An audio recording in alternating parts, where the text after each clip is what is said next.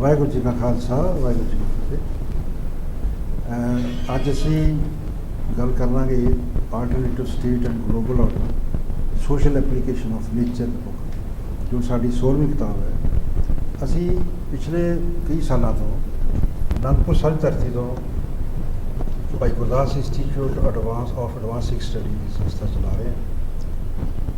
ਅਸੀਂ ਪਿਛਲੇ ਸਮੇਂ 'ਤੇ ਜੋ ਸਿੱਖ ਫਿਲਾਸਫੀ ਦੀ ਵੱਖ-ਵੱਖ ਤਰੀਕੇ ਨਾਲ ਵਿਆਖਿਆ, ਹਿਸਟੋਰੀਕਲ ਵਿਆਖਿਆ ਅਤੇ ਉਸ ਦੀ ਜਿਹੜੀ ਕਰਮਸ਼ੀਲ ਵਿਆਖਿਆ ਸੀ, ਉਸ ਨੂੰ ਕਰਕੇ ਆਪਣਾ ਇੱਕ ਵਿਸ਼ੇਸ਼ ਥੀਸਿਸ ਦੇ ਰਹੇ ਹਾਂ। ਇਹ ਕਿਤਾਬ ਜਿਹੜੀ ਹੈ alternative state order global order, ਇਹ ਆਪਣੇ ਆਪ 'ਚ ਇੱਕ ਨਿਵੇਕਲੀ ਪੁਸਤਕ ਹੈ। ਨਿਵੇਕਲੀ ਵੀ ਔਰ ਦੂਸਰੇ ਜੋ ਕੁਛ ਕਿਤਾਬਾਂ ਜੋ ਸਿੱਖ ਅਕਾਦਮਿਕਤਾ ਜਾਂ ਵਿਸ਼ਵ ਅਕਾਦਮਿਕਤਾ ਕਰਦੀ ਆ ਰਹੀ ਹੈ ਆਪਣੇ ਤਰੀਕੇ ਨਾਲ, ਉਸ ਤੋਂ ਵੀ ਇੱਕ ਵੱਖਰੇ ਤੌਰ 'ਤੇ ਖੜੀ ਹੈ। ਕਿਉਂ? ਇਸ ਦੇ ਵਿੱਚ ਜੋ ਵੀ ਸਾਡਾ ਜੀਵਨ ਮਨੁੱਖ ਦਾ ਚੱਲਦਾ ਆ ਰਿਹਾ ਹੈ, ਉਹ ਪੈਸਾ ਕੇਂਦਰਿਤ ਹੈ, ਲਾਭ ਕੇਂਦਰਿਤ ਹੈ, ਸਾਰਾ ਕੁਛ ਸਾਡਾ ਕੰਜ਼ਿਊਮਰ ਕੇਂਦਰਿਤ ਹੈ, ਜਿਸ ਨੂੰ ਅਸੀਂ ਕਹਿ ਸਕਦੇ ਹਾਂ ਕਿ ਆਪਣੇ ਜੀਵਨ ਨਾਲ ਕੇਂਦਰਿਤ ਹੈ। ਪਰ ਇਹ ਕਿਤਾਬ ਜਿਹੜੀ ਗੁਰੂ ਗ੍ਰੰਥ ਸਾਹਿਬ ਦੇ ਫਿਲਾਸਫੀ ਦੇ ਆਧਾਰ 'ਤੇ ਇਹ ਕੁਦਰਤ ਨੂੰ ਵਿੱਚ ਲਿਆ ਕੇ ਕੁਦਰਤ ਦਾ ਜਿਹੜਾ ਆਨੰਦਮਈ ਜੀਵਨ ਸਿਰਜਦੀ ਹੈ ਮਨੁੱਖ ਦੇ ਲਈ, ਉਸ ਨੂੰ ਅਸੀਂ ਸ਼ਬਦ ਬੋਲ ਤੇ ਅਰਥ ਦਿੰਦੇ ਨੇ। ਇਹ ਪੁਸਤਕ ਆਪਣੇ ਆਪ ਦੇ ਵਿੱਚ ਇਸ ਤਰ੍ਹਾਂ ਪੇਸ਼ ਕੀਤੀ ਗਈ ਹੈ ਕਿ ਸਾਨੂੰ ਜੇਕਰ ਅਸੀਂ ਆਪਣੀਆਂ ਸਮੱਸਿਆਵਾਂ ਦਾ ਪੂਰਨ ਹੱਲ ਚਾਹੁੰਦੇ ਹਾਂ, ਸਥਾਈ ਹੱਲ ਚਾਹੁੰਦੇ ਹਾਂ, ਤਾਂ ਸਾਨੂੰ ਕੁਦਰਤ ਅਨੁਸਾਰ ਜੀਣਾ ਪਏਗਾ। ਅਸੀਂ ਵੇਖਿਆ ਕੋਵਿਡ-19 ਦੇ ਵਿੱਚ ਜਿਸ ਤੋਂ ਪਹਿਲਾਂ ਜੋ ਵਾਇਰਸ ਹੋਰ ਜੋ ਕੁਛ ਵੀ ਮੁਸ਼ਕਿਲ ਸਥਿਤੀਆਂ ਬਣਦੀ ਰਹੀਆਂ ਮਨੁੱਖ ਵਾਸਤੇ, ਉਹਦੇ ਵਿੱਚ ਅਸੀਂ ਫਿਰ ਕਸ਼ਟ ਕੱਟ ਕੇ ਇਸ ਗੱਲ 'ਤੇ ਆਉਂਦੇ ਹਾਂ ਕਿ ਸਾਨੂੰ ਹੁਣ ਨਵੀਂ ਦਿਸ਼ਾ ਕਿੱਥੋਂ ਮਿਲੇਗੀ, ਪਰ ਅਸੀਂ ਫਿਰ ਵੀ ਕੁਦਰਤ ਨੂੰ ਭੁੱਲ ਜਾਂਦੇ ਹਾਂ। ਇਸ ਕਿਤਾਬ ਦੇ ਵਿੱਚ ਅਸੀਂ ਕੁਦਰਤ ਨੂੰ ਸੈਂਟਰ 'ਚ ਲਿਆ ਕੇ ਕੁਦਰਤ ਦਾ ਜਿਹੜਾ ਵਿਸ਼ਾਲ ਪ੍ਰਬੰਧ ਹੈ ਉਸ ਦੀ ਵਿਆਖਿਆ ਕੀਤੀ ਹੈ, ਉਸ ਨੂੰ ਜੀਵਨ 'ਚ ਢਾਲਣ ਦਾ ਯਤਨ ਕੀਤਾ ਹੈ, ਤਾਂ ਕਿ ਅਸੀਂ ਕੁਦਰਤ ਅਨੁਸਾਰ ਜੀਵਨ ਜੀ ਕੇ ਸਾਡੀ ਰਾਜਨੀਤੀ, ਸਾਡੀ ਵਿਦਿਅਕ ਸੰਸਥਾਵਾਂ, ਸਾਡੀਆਂ ਸਮਾਜਿਕ ਸੰਸਥਾਵਾਂ, ਸਾਡੀ ਕਲਚਰ, ਸਾਡਾ ਸਮੁੱਚਾ ਰਹਿਣ ਸਹਿਣ ਉਹ ਕੁਦਰਤ ਅਨੁਸਾਰ ਹੋਵੇ। ਸੋ ਇਹ ਇੱਕ ਬੜਾ ਵੱਡਾ ਵਿਸ਼ਾ ਸੀਗਾ। ਆਮ ਤੌਰ 'ਤੇ ਅਸੀਂ ਸਮਝਦੇ ਵੀ ਇਹ ਇੱਕ ਬਹੁਤ ਔਖਾ ਅਤੇ ਪੇਚੀਦਾ ਵਿਸ਼ਾ ਹੋਵੇਗਾ, ਲੇਕਿਨ ਮੈਂ ਮਹਿਸੂਸ ਕੀਤਾ ਕਿ ਇਸ ਨੂੰ ਸੌਖੈਨ ਤਰੀਕੇ ਨਾਲ ਅਸੀਂ ਪੇਸ਼ ਕੀਤਾ ਹੈ। ਅਤੇ ਜੋ ਸਿੱਖ ਅਕਾਦਮਿਕਤਾ ਜਾਂ ਸਿੱਖ ਸਟੱਡੀ ਦਾ ਸਾਡਾ ਧੋਰਾ ਰਿਹਾ, ਉਹ ਹਿਸਟਰੀ ਰਿਹਾ। ਅਸੀਂ ਆਮ ਤੌਰ 'ਤੇ ਵੇਖਦੇ ਹਾਂ ਕਿ ਸਾਡੇ ਸਾਰੀਆਂ ਸਟੇਜਾਂ 'ਤੇ ਸਾਡੇ ਦਿਨ ਤਿਉਹਾਰ 'ਤੇ ਜਾਂ ਜੋ ਦਿਨ ਮਨਾਏ ਜਾਂਦੇ ਨੇ, ਅਸੀਂ ਹਿਸਟਰੀ ਦੇ ਵਿੱਚ ਜੋ ਕੁਝ 300 ਸਾਲ ਦੇ ਸਾਡੇ ਨਾਲ ਵਾਪਰਿਆ, ਅਸੀਂ ਉਸ ਨੂੰ ਬਾਰ-ਬਾਰ ਰਿਪੀਟ ਕਰਕੇ ਉਹਦਾ ਰੈਪੀਟੇਸ਼ਨ ਹੀ ਹੁੰਦਾ ਜਾਂਦਾ ਹੈ, ਔਰ ਸਾਡਾ ਉਹਦੇ 'ਚੋਂ ਕੁਛ ਆਉਣ ਵਾਲੇ ਸਮੇਂ ਲਈ ਕੋਈ ਦਿਸ਼ਾ ਨਹੀਂ ਨਿਕਲਦੀ। ਸੋ ਮੈਂ ਇਸ ਮਹਿਸੂਸ ਕੀਤਾ ਕਿ ਸਾਨੂੰ ਨਵੀਂ ਦਿਸ਼ਾ ਕੀ ਮਿਲੇ। ਅਸੀਂ ਆਉਣ ਵਾਲੇ ਸਮੇਂ ਦੇ ਵਿੱਚ ਜੋ ਵੀ ਰਾਜ ਕਰਨ ਵਾਲੀ ਕੌਮ ਆ, ਅਸੀਂ ਰਾਜ ਕਰਨਾ ਹੈ, ਚਾਹੇ ਅਸੀਂ ਸਿਸਟਮ ਦੇ ਅੰਦਰ ਰਹੋ ਕਰੀਏ, ਚਾਹੇ ਬਾਹਰ ਕਰੀਏ, ਜਾਂ ਕਿਸ ਤਰ੍ਹਾਂ ਸਾਡਾ ਬਾਹਰਲੇ ਦੁਨੀਆ ਦੇਸ਼ਾਂ ਨੂੰ ਦੇਖਿਆ, ਮੈਂ ਇਹਦੇ ਪੰਜ ਪਾਰਟਸ ਲੈ ਕੇ ਜਾਂਦਾ, ਜਿਹਦੇ 'ਚ ਕਿ ਅਸੀਂ ਫੈਡਰਲ ਸਿਸਟਮ, ਕਨਫੈਡਰਲ ਸਿਸਟਮ, ਸਿੱਖਾਂ ਨੂੰ ਵਿਸ਼ੇਸ਼ ਅਧਿਕਾਰਾਂ ਵਾਲਾ ਰਾਜ ਅਤੇ ਇੰਡੀਪੈਂਡੈਂਟ ਰਾਜ। ਅਤੇ ਇਸ ਦੇ ਨਾਲ ਮੈਂ ਇੱਕ ਹੋਰ ਗੱਲ ਜੋੜਦਾ ਕਿ ਅੱਜ 3 ਲੱਖ ਤੋਂ ਵਧੇਰੇ ਵਾਲੀ ਸਾਡੀ ਕੌਮ ਜਿਹੜੀ ਹੈ, ਉਹ 2 ਲੱਖ ਸਾਰੀ ਪੰਜਾਬ 'ਚ ਰਹਿੰਦੀ, ਬਾਕੀ ਸਾਰੀ ਦੁਨੀਆ 'ਚ ਫੈਲ ਗਏ ਹਾਂ। ਹੁਣ ਸਾਨੂੰ ਇਹ ਪੱਖ ਮਹਿਸੂਸ ਕਰਨਾ ਚਾਹੀਦਾ ਹੈ ਕਿ ਅਸੀਂ ਜਿਹੜੀ ਸਾਰੀ ਦੁਨੀਆ 'ਚ ਫੈਲ ਗਏ ਹਾਂ, ਉਹਨਾਂ ਦੁਨੀਆ ਦਾ ਲੋਕਾਂ ਦਾ ਐਕਸਪੋਜਰ ਹੋਇਆ ਹੈ, ਬਾਹਰਲੀ ਦੁਨੀਆ 'ਚ ਵਿੱਚ ਵਿਚਰ ਕੇ ਉਹ ਨਵੀਆਂ ਚੀਜ਼ਾਂ, ਉਹਨਾਂ ਦੀ ਸੋਚ ਬਦਲੀ ਹੈ, ਐਵੋਲੂਸ਼ਨ ਹੋਇਆ ਹੈ। ਅਸੀਂ ਉਹਨਾਂ ਦੀ ਸੋਚ ਨੂੰ ਰੱਖ ਕੇ ਔਰ ਪੰਜਾਬ ਦੀ ਸੋਚ ਨੂੰ ਨਾਲ ਜੋੜ ਕੇ ਕਿਵੇਂ ਇੱਕ ਨਵਾਂ ਸੰਸਾਰ ਸਿਰ ਸਕਦੇ ਹਾਂ, ਨਵੀਂ ਜਿਹੜੀ ਸਾਡੀ ਆਈਡੀਓਲੋਜੀ ਗੁਰੂ ਗ੍ਰੰਥ ਸਾਹਿਬ ਦੇ ਆਧਾਰ 'ਤੇ ਕਿਵੇਂ ਅਸੀਂ ਦੁਨੀਆ ਦੇ ਵਿੱਚ ਜਾ ਸਕਦੇ ਹਾਂ, ਇਹ ਕਿਤਾਬ ਜਿਹੜੀ ਹੈ ਉਹ ਦਿਸ਼ਾ ਦਿੰਦੀ ਹੈ। ਦੂਸਰੀ ਗੱਲ ਇਹ ਹੈ ਕਿ ਮੈਂ ਮਹਿਸੂਸ ਕਰਦਾ ਕਿ ਇਹ ਜਿਹੜੀ ਕਿਤਾਬ ਜਿਸ ਪੱਧਰ 'ਤੇ ਲਿਖੀ ਗਈ ਹੈ, ਕਿਉਂਕਿ ਆਮ ਤੌਰ 'ਤੇ ਇਸ ਕਿਤਾਬ ਨੂੰ ਸਮਝਣ ਲਈ ਵੀ ਸਾਨੂੰ ਕਈ ਸਮਾਂ ਲੱਗ ਸਕਦਾ ਹੈ, ਡਿਬੇਟ ਚੱਲਣੇ ਚਾਹੀਦੇ ਨੇ, ਸਿੱਖ ਸਟੱਡੀ ਦੇ ਸਾਡੇ ਸਿੱਖ ਵਿਦਵਾਨਾਂ ਨੂੰ ਡਾਇਲਾਗ ਇਨੀਸ਼ੀਏਟ ਕਰਨਾ ਚਾਹੀਦਾ ਹੈ, ਇੱਕ ਸਟੱਡੀਜ਼ ਕਰਨੀ ਚਾਹੀਦੀਆਂ ਨੇ। ਇੱਕ ਮੀਲ ਪੱਥਰ ਹੈ ਜਿਹਨੂੰ ਆਪਾਂ ਮਾਈਲਸਟੋਨ ਕਹਿ ਸਕਦੇ ਹਾਂ। ਇੱਥੋਂ ਅੱਗੇ ਹੁਣ ਜਿਹੜੀ ਸਿੱਖ ਸਟੱਡੀ ਦਾ ਜਿਹੜਾ ਆਧਾਰ ਹੈ ਬਦਲ ਗਿਆ, ਬਦਲ ਜਾਣਾ ਚਾਹੀਦਾ ਕਿ ਅਸੀਂ ਹਿਸਟਰੀ ਓਰੀਐਂਟਡ ਖੋਜ ਕਰਨੀ ਹੈ ਜਾਂ ਫਿਲਾਸਫੀ ਦੇ ਅਰਥ ਖੋਜ ਕਰਨੀ ਹੈ, ਕਿਉਂਕਿ ਅਲਟੀਮੇਟਲੀ ਦਿਸ਼ਾ ਫਿਲਾਸਫੀ ਦੇਵੇਗੀ, ਗੁਰੂ ਗ੍ਰੰਥ ਸਾਹਿਬ ਦਾ ਫਲਸਫਾ ਦੇਵੇਗਾ। ਗੁਰੂ ਗ੍ਰੰਥ ਸਾਹਿਬ ਦੇ ਫਲਸਫੇ ਨੂੰ ਮੈਂ ਇਸ ਕਿਤਾਬ ਰਾਹੀਂ ਕਲਮਬੰਦ ਕਰਕੇ ਇਸ ਢੰਗ ਦੇ ਨਾਲ ਪੇਸ਼ ਕੀਤਾ ਹੈ ਕਿ ਉਹਦੇ ਜੀਵਨ ਮਾਡਲ ਨਿਕਲਦੇ ਨੇ ਇਹ 'ਚੋਂ ਵਿਕਾਸ ਮਾਡਲ ਨਿਕਲਦਾ, ਜੋ ਐਜੂਕੇਸ਼ਨ ਮਾਡਲ ਨਿਕਲਦਾ, ਜੋ ਰਾਜਨੀਤਿਕ ਮਾਡਲ ਨਿਕਲਦਾ, ਕਲਚਰ ਦਾ ਮਾਡਲ ਨਿਕਲਦਾ, ਇਹਦੇ ਵਿੱਚੋਂ ਸਾਨੂੰ ਇੱਕ ਵਿਸ਼ਵ ਜਿਹੜਾ ਸਾਡਾ ਵਿਜ਼ਨ ਹੈ ਉਹ ਡਿਵੈਲਪ ਹੁੰਦਾ ਹੈ।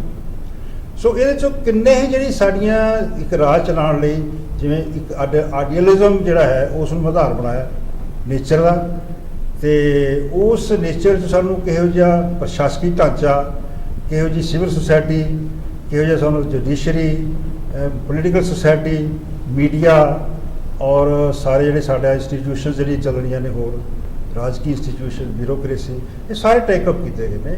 ਸੋ ਇਹਦੇ 'ਚੋਂ ਮਤਲਬ ਅਸੀਂ ਅਗਰ ਇਹਨੂੰ ਆਧਾਰ ਬਣਾ ਕੇ ਸਾਡੇ ਸਿੱਖ ਸਕਾਲਰ ਜਿਹੜੇ ਨੇ ਉਹਨਾਂ ਵਾਸਤੇ ਮੈਂ ਇੱਕ ਚੁਣੌਤੀ ਵੀ ਦਿੱਤੀ ਹੈ। ਆਈ ਕਲੇਮ ਇਟ, ਇੱਕ ਚੁਣੌਤੀ ਉਹਨਾਂ ਸਾਹਮਣੇ ਕਿ ਕਿਸ ਢੰਗ ਦੇ ਨਾਲ ਇਹ ਜਿਹੜੀ ਕਿਤਾਬ ਆਈ ਹੈ ਔਰ ਇਸ 38ਵੇਂ ਜਿਹੜਾ ਘੱਲੂਘਾਰਾ ਵਾਪਰਿਆ 38ਵੇਂ ਸਾਲ ਦੇ ਵਿੱਚ 5 ਜੂਨ ਨੂੰ ਅਕਾਲ ਤਖਤ ਸਾਹਿਬ 'ਤੇ ਇਸ ਦਾ ਵਿਸ਼ਵ ਅਰਪਣ ਹੋਣਾ, ਪੰਥ ਅਰਪਣ ਹੋਣਾ, ਮੈਂ ਸਮਝਦਾ ਆਪਣੇ ਆਪ ਦੇ ਵਿੱਚ ਬੜੀ ਵੱਡੀ ਘਟਨਾ ਬਣਨੀ ਚਾਹੀਦੀ ਹੈ ਵੀ ਹੈ।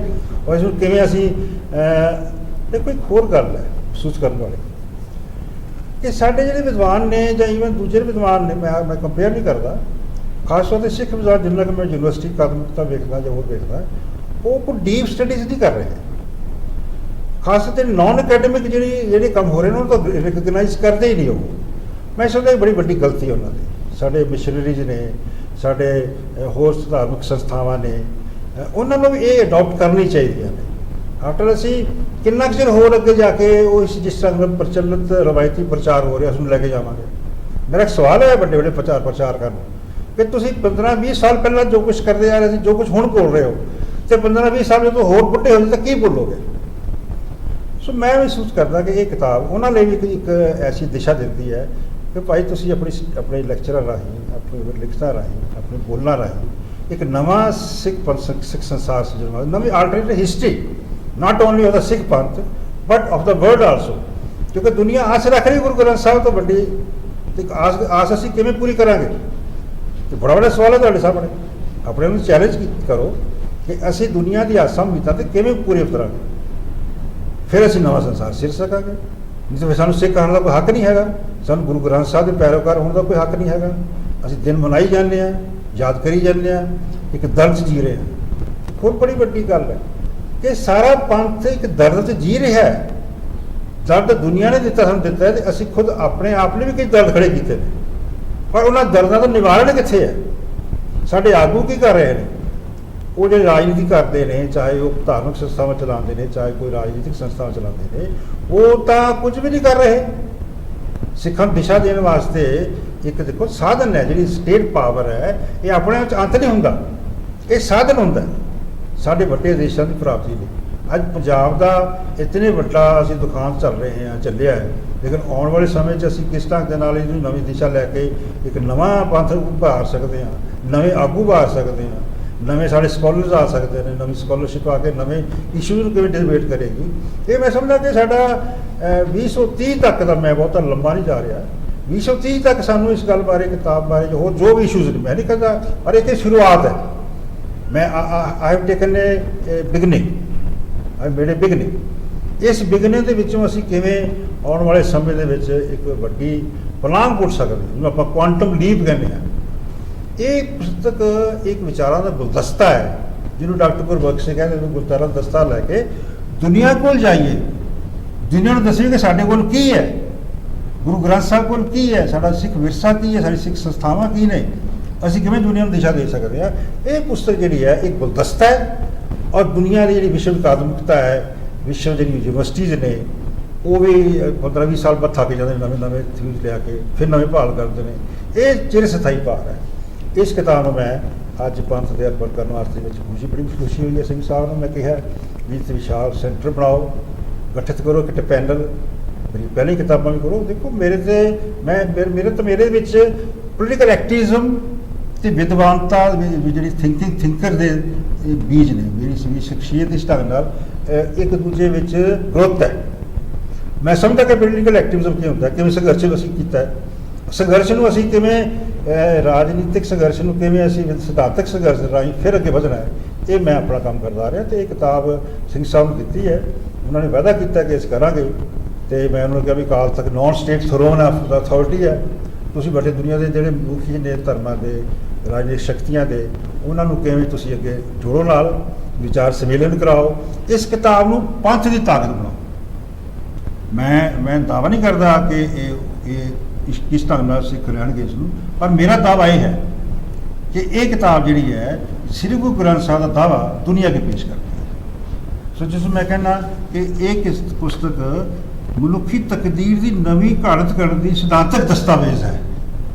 ਇਟਸ ਅ ਪੋਲੀਟੀਕਲ ਡਾਕਟਰੀਨਲ ਡਾਕੂਮੈਂਟ ਹੈ ਜਿਹੜਾ ਕਿ ਕੌਮ ਦੀ, ਦੁਨੀਆ ਦੀ ਨਵੀਂ ਤਕਦੀਰ, ਜਿਹੜੀ ਕੌਮ ਨਾਲ ਲੜ ਰਹੀਆਂ ਨੇ, ਕਸ਼ਟ ਕਰ ਰਹੀਆਂ ਨੇ, ਵੱਡੀਆਂ ਸ਼ਕਤੀਆਂ ਨੂੰ ਉਹਨਾਂ ਨੂੰ ਕ੍ਰਸ਼ ਕਰ ਰਹੀਆਂ ਨੇ, ਵੱਡੀਆਂ ਸ਼ਕਤੀਆਂ ਨੂੰ ਮੋਨੋਪੋਲੀ ਹੋਈ ਹੈ। ਅੱਜ ਜੋ ਕੁਝ ਯੂਕਰੇਨ ਤੇ ਰੂਸ ਵਿੱਚ ਵਾਪਰ ਰਿਹਾ ਹੈ, ਇਹਦਾ ਕੀ ਨਤੀਜਾ ਨਿਕਲੇਗਾ ਔਰ ਹੋਰ ਦੁਨੀਆ 'ਚ ਕਿਵੇਂ ਹਾਲਾਤ ਬਣਨਗੇ, ਇਹਨਾਂ ਨੂੰ ਇਹ ਸ਼ਾਂਤਮਈ, ਬਲਿਸਫੁਲ ਔਰ ਸਮਾਧੀ ਵਿਸ਼ਵ ਦੇ ਵਿੱਚ ਇਹ ਕਿਤਾਬ ਫਲੀਭੂਤ ਸਾਬਤ ਹੋ ਸਕੇ। ਉਹਦੀ ਖੋਜ ਹੈ, ਖੋਜ ਨੂੰ ਵਿਭਾਗ ਲੱਗੇ ਨੇ, ਖੋਜ ਦੇ ਹੁਣ ਅੱਗੇ ਐਨਾਲਿਸਿਸ ਹੋਵੇ। ਅਤੇ ਮੈਂ ਸਮਝਦਾ ਕਿ ਸਾਰੇ ਜਿਹੜੇ ਹਿੰਦੂਤਾ ਵੀ ਹੈ, ਭਾਰਤ ਕਹਿੰਦਾ ਸੀ ਵਿਸ਼ਵ ਗੁਰੂ ਬਣਨਾ ਹੈ ਸਨਾਤਨ ਮਤ ਦੇ ਆਧਾਰ 'ਤੇ, ਟ੍ਰੈਡੀਸ਼ਨ ਦੇ ਆਧਾਰ 'ਤੇ, ਪਰ ਉਹਨਾਂ ਕੋਲ ਕੀ ਨਵਾਂ ਹੈ ਦੇਣ ਵਾਸਤੇ, ਦੂਜਿਆਂ ਦਾ ਫਲਸਫਾ ਲੈਂਦੇ ਨੇ। ਮੈਂ ਸਮਝਦਾ ਕਿ ਭਾਰਤ ਨੂੰ ਵੀ ਇਸ ਗੱਲ ਬਾਰੇ ਡਿਸਕਸ ਕਰਨਾ ਚਾਹੀਦਾ ਹੈ। ਆਪ ਕਹਿੰਦੇ ਨੇ ਗੁਰੂ ਗ੍ਰੰਥ ਸਾਹਿਬ ਸਾਨੂੰ ਬਸ ਦੱਸ ਦੇਵੇਗਾ, ਪਰ ਫਿਰ ਵੀ ਕਲੈਰਿਟੀ ਨਹੀਂ ਹੈਗੀ, ਨਾ ਵਿਸ਼ਵ ਕੋਲ ਕਲੈਰਿਟੀ ਹੈ। ਗੁਰੂ ਗ੍ਰੰਥ ਸਾਹਿਬ ਜੋ ਸਪਸ਼ਟ ਦਿਸ਼ਾ ਦਿੰਦੇ ਨੇ, ਅਸੀਂ ਕਿ ਭਾਰਤ ਦੇ ਲੋਕਾਂ ਨੂੰ ਵੀ ਇਹ ਗੱਲ ਸਮਝਣੀ ਚਾਹੀਦੀ ਹੈ ਕਿ ਗੁਰੂ ਗ੍ਰੰਥ ਸਾਹਿਬ ਦਾ ਫਲਸਫਾ ਕਿਸ ਢੰਗ ਦੇ ਨਾਲ ਦੁਨੀਆ ਦਿਸ਼ਾ ਦੇ ਸਕਦਾ ਹੈ, ਅਤੇ ਉਹ ਸਿੱਖਾਂ ਦੀ ਕਿਵੇਂ ਇੱਕ ਬਫਰ ਦੇ ਰੂਪ ਵਿੱਚ ਅਕਾਲ ਤਖ਼ਤ ਸਾਹਿਬ ਖੜ੍ਹ ਸਕਦਾ ਹੈ। ਇਹ ਮੈਂ ਸਮਝਦਾ ਆਉਣ ਵਾਲੇ 8-10 ਸਾਲ ਦਾ ਇੱਕ ਏਜੰਡਾ ਹੈ, ਜਿਸ ਬਾਰੇ ਕਿ ਪੰਥ ਵਿਚਾਰ ਕਰਨੀ ਚਾਹੀਦੀ ਹੈ। ਵਿਦਵਾਨਾਂ ਨੂੰ ਮੈਂ ਕਾਲ ਕਰਦਾ ਕਿ ਉਹ ਇਸ ਨੂੰ ਡਿਬੇਟ 'ਚ ਨਾ ਰਹਿਣ, ਬਿਨਾਂ ਕਿਸੇ ਭੇਦਭਾਵ ਦੇ ਡਿਬੇਟ 'ਚ ਲਿਆਓ। ਬਾਕੀ ਦੇਖੋ ਕਿਸ ਤਰੀਕੇ ਨਾਲ ਤੁਸੀਂ ਇਹਦਾ ਅਰਥ ਕੱਢਦੇ ਹੋ। ਮੈਂ ਵਿਦਵਾਨਾਂ ਦੀ ਕਿਤਾਬਾਂ ਲੱਗੇ ਹੋਏ ਨੇ ਕੰਮ ਕਰਨ, ਆਉਣ ਵਾਲੇ ਸਮੇਂ 'ਚ ਸੈਮੀਨਾਰ ਕਰਾਵਾਂਗੇ, ਦੁਨੀਆ 'ਚ ਵਿੱਚ ਵੀ ਇਸ ਚੀਜ਼ ਨੂੰ ਲੈ ਕੇ ਜਾਵਾਂਗੇ। ਪਰ ਮੇਰੀਆਂ ਵੀ ਸੀਮਾਵਾਂ ਨੇ ਕਿਸ ਢੰਗ ਨਾਲ ਅਸੀਂ ਬਾਕੀ ਇਹ ਪੰਥ ਦੀ ਮਾਨਤ ਹੈ, ਪੰਥ ਇਸ ਨੂੰ ਕਿਵੇਂ ਲੈ ਕੇ ਜਾਏਗਾ, ਇਹ ਪੰਥ ਡਿਪੈਂਡ ਕਰਦਾ। ਵਾਹਿਗੁਰੂ ਜੀ ਕਾ ਖਾਲਸਾ, ਵਾਹਿਗੁਰੂ ਜੀ ਕੀ ਫਤਿਹ।